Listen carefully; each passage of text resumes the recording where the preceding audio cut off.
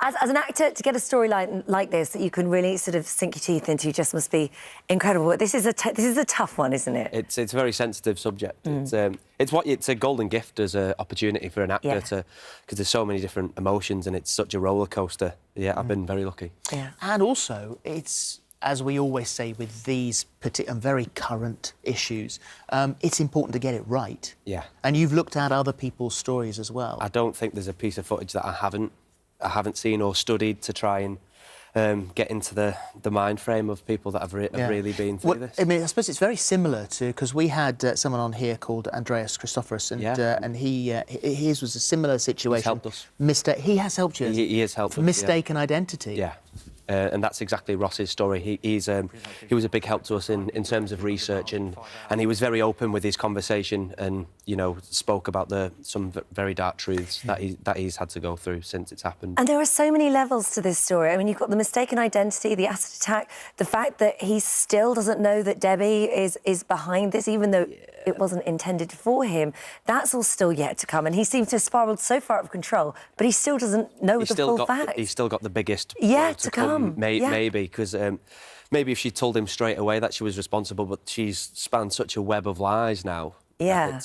It's hard for her to be honest. But of course, this is Soapland, so this is going to come out eventually. It's going to come out eventually, and I can't imagine it's going to be too good, but we haven't got there yet. Yeah. No, well, he is in love with her, isn't he? He is, and he has been. It's that classic case of he shows her so much love and attention. She's always quite rude to him or horrible to him, and he just keeps coming back for more, and he's a bit of a sucker for punishment. And the thing about him as a character as well, before this terrible attack, he relied on his looks, and they were very important to him. Yeah, he was very handsome. I'll give him that. And he was almost arrogant with it, and now it's all been stripped away from him, and he's had a really tough year because he's lost his mum, his dad, and his brother.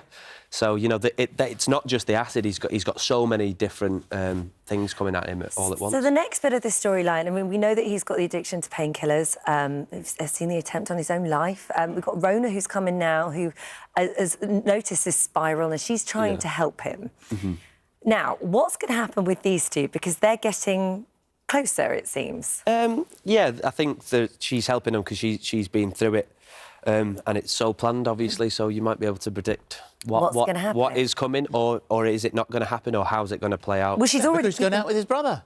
Yeah, but Ross has a habit of sleeping with his brother's He's got a history of this, hasn't he? Because the secrets are already being held back, aren't they? She's not telling him everything that she's up to. No, she's kind of on his side at the minute because she doesn't want to... She realises he's been through a lot, so she's trying to be on side, trying to do what's best, and then obviously they're spending a lot of time together, and they've got a bond because they've been through the same thing, so... Yeah. Disaster, basically. He's got disaster written all over it, yeah. Well, I mean, these things, because it was funny, because there was a thing written down earlier on, it said, but will the secret get out? And you think, of course the secret's going to get out. All secrets get out, because there's no secrets in soap. No, there's not. They all come to the surface eventually.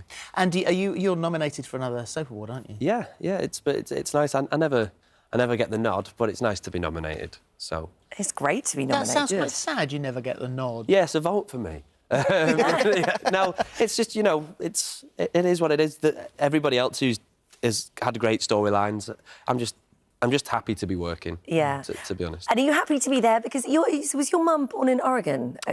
My granddad fought in Vietnam and got based over in Warrington, England. Met my nan, who was a Scouser. Oh, I see. Shipped them over to Brooklyn, because his family are from Brooklyn. And then when he was going around the air bases, my mum was born in Oregon and my auntie was born in Mississippi. I see. So have you got any plans to go over there? I mean, that would be... I feel like I've had a big American influence in my life, obviously, because my mum's American, so I feel like it's always calling me. Yes. So at some point I will. In what way will you?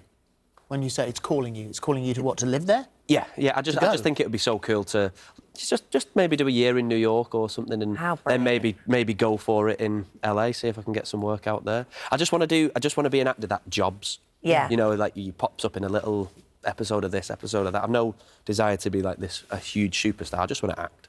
And do this. Oh well, good luck. How exciting! How long? What's your time frame on that?